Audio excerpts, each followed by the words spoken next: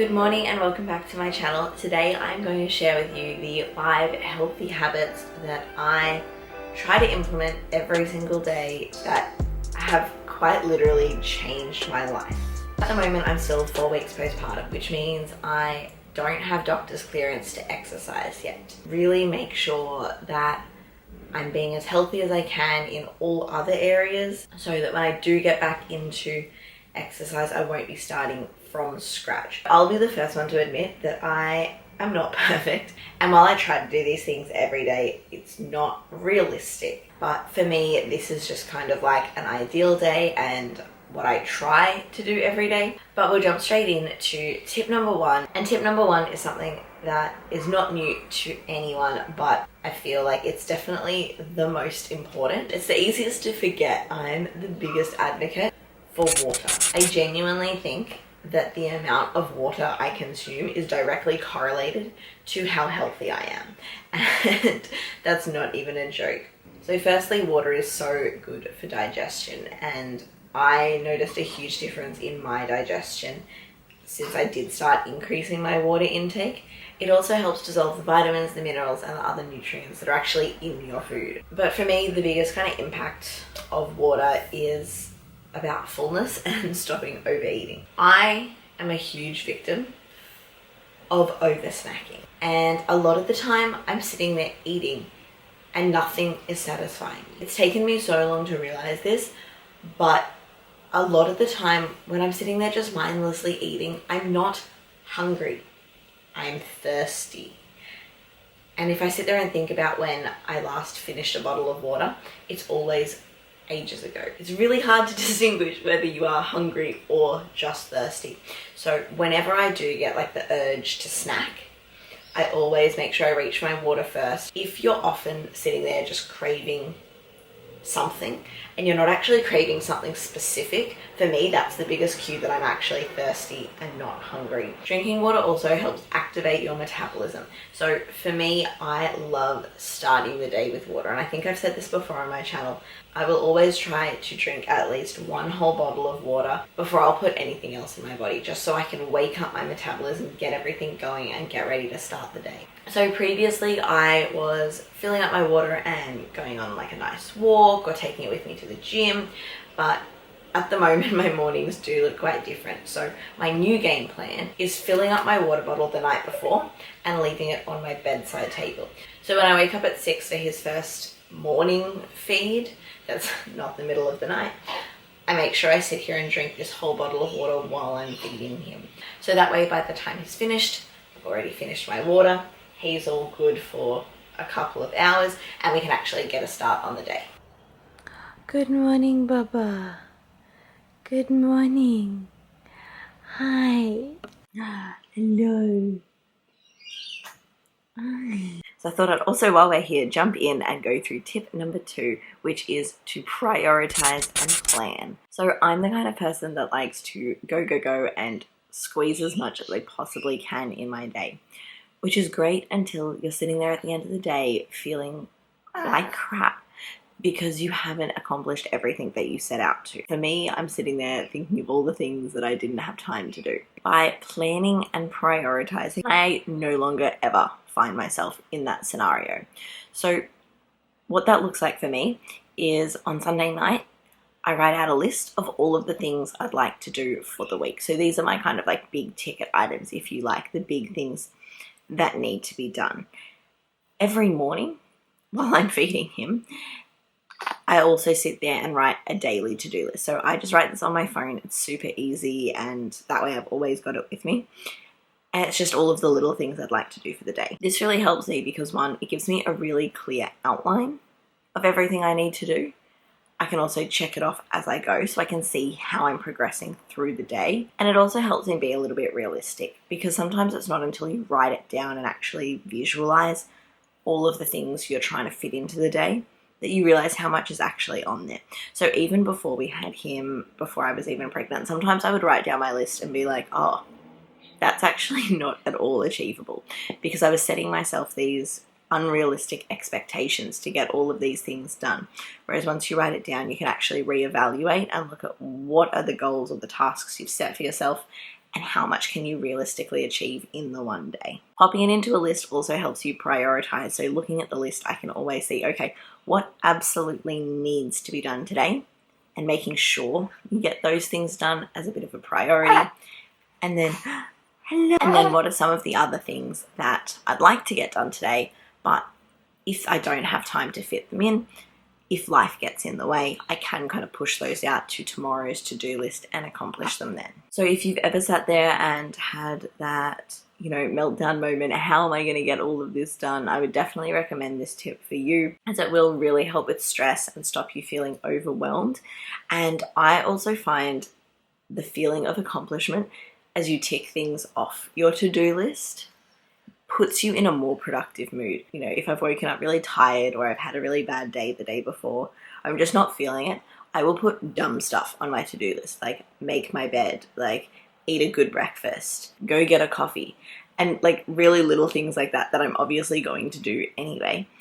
But ticking those off puts me on a bit of a roll, if you like, and I go, yeah, I've accomplished that, tick, tick, and it puts you in a really great mindset to keep doing things and keep kind of ticking things off the list. Sets you up to have like a really positive and productive day. So my third healthy habit that I am trying to integrate is to wake up early. And this can mean something totally different for everyone. For you, it might mean waking up at 5 a.m. or it might mean getting out of bed before 8. Early can be defined for whatever suits you and your lifestyle. Now, I used to believe I was not a morning person. I used to work in hospitality and I struggled to make it to my 11 a.m. shifts on time because I slept in. I was the person that calculated to the minute how long I needed to get ready and drive somewhere, and would set my alarm and roll out of bed exactly with that amount of time, which for one meant I was constantly running late to things, but it also meant I started my days stressed and like I was playing catch up, running around trying to meet a deadline, which kind of set the tone for the entire day. It's not an easy thing to start doing, but once you make it a habit, which for me was doing it consistently for a couple of weeks, it becomes really easy and just something you do. And I fell in love with morning, loving and looking forward to waking up at 5 a.m. and getting as much done as I could before everyone else had even woken up. You might start out with, waking up 15 minutes earlier and getting ready at your own leisure and not feeling like you're chasing your tail.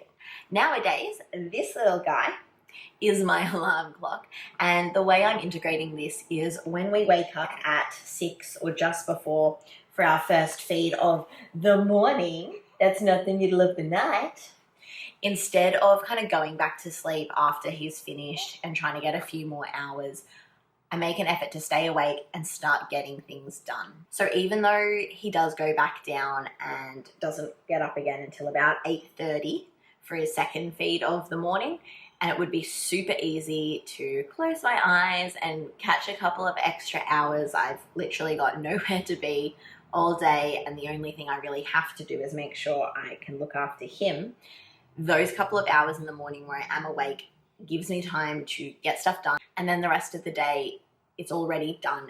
I've already ticked things off. I've started on that to-do list, and it's easy just to kind of keep going, and we always have much better days.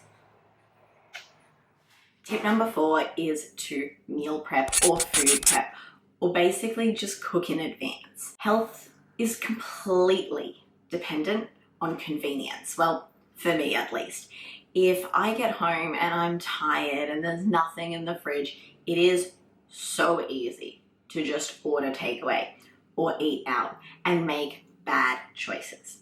If you make being healthy so convenient that it's easier to just do it, you're much more likely to succeed. I like to food prep rather than meal prep, like cooking double serves of dinner every night. So we've got lunch for the next day, chucking a couple of breasts of chicken into the oven to roast. So we've just got some cooked protein to grab to chuck onto a salad. as well as, you know, baking or cooking up batches of just little healthy treats and snacks so that I always know what my next meal is going to be. Most of the work's already done.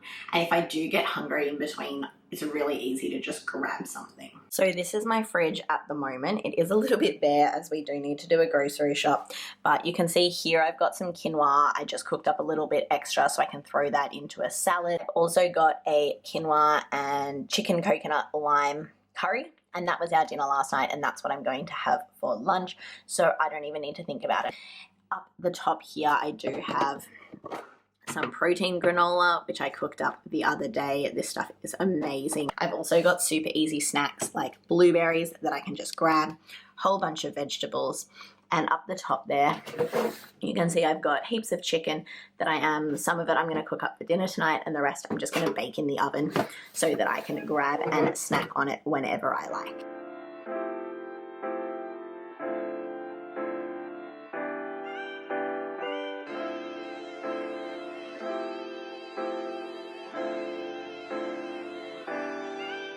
And there you have it, so easy. It literally took me less than 5 minutes to heat this up, and I was already cooking it yesterday, so cooking extra took 0 extra time, and it actually would have been more of a nuisance to go and buy something or even order food. So the last hack or healthy habit that I will share with you guys is practicing gratitude. And this one is definitely all about your mental health. And since I started this habit, I've definitely noticed a huge improvement in pretty much all areas. One of my absolute favorite quotes is that the secret to having it all is believing that you already do. And practicing gratitude is a really good way of stopping the comparison game that's so prevalent on social media and getting yourself out of the mindset of looking at all of the things you don't have to really draw focus on what you do have, because what you focus on expands. So if you have time in the morning, that's when I prefer to do mine, as I think it starts the day off really well. In the evening, on your lunch break, on the bus home from work, sit there and write out 3 things that you're grateful for. Or if you're really short on time like I am at the moment, I wake up and the first thing I do is just think of 3 things. You don't have to dedicate a whole bunch of time or energy. It can be just a quick thought, or it can be writing it all down and really focusing on it, whatever is enough for you. The biggest tip I can give you with gratitude, and this is something that I was doing wrong for so long, was thinking too big picture. Thinking of the standard, I'm grateful for my health, I'm grateful for my house, I'm grateful for my family. But those things don't actually initiate an emotional response because they're too big picture. So what you want to do is be really specific. For example, I'm really grateful that my mother-in-law bought this really nice organic jojoba infant bath oil for Finley because I was talking about his skin being dry. And that's something that, when I think about it, makes me feel really good on the inside. It initiates that emotional response. It makes you think about, you know, she didn't have to go out and do that. So being that specific when you're writing out or thinking of your gratitudes is what's really going to help you feel the gratitude again, which really strengthens that response. And it makes you a more grateful person because the more you practice it, the better you get at it. Let me know down in the comments below what you thought of those healthy habits, or if you've got your own healthy habit that you think would change my life. I'd love to hear about that as well. If you did like this video, please give it a thumbs up, as it does really support my channel, and don't forget to hit the subscribe button so I can see you in my next video.